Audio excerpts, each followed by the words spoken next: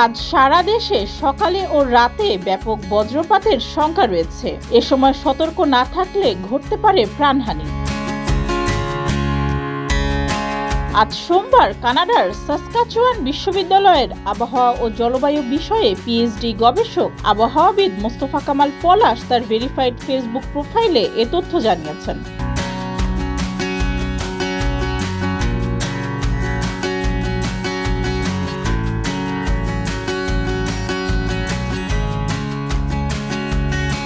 ঢাকা শহরের উপরে বৃষ্টির কিছু সম্ভাবনা রয়েছে।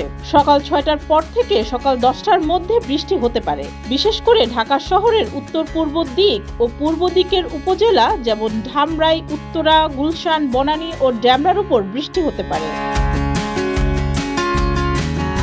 বৃষ্টি খুবই ধীর গতিতে অগ্রসর হচ্ছে উত্তর পশ্চিম থেকে দক্ষিণ পূর্ব দিকে। ফলে চলমান বৃষ্টি দুপুর ১২টা পর্যন্ত স্থায়ী হওয়ার সম্ভাবনা রয়েছে, বিশেষ করে চট্টগ্রাম, কক্সবাজার ও পার্বত্য চট্টগ্রামের জেলাগুলোর উপর। ডেস্ক রিপোর্ট, যুগের চিন্তা।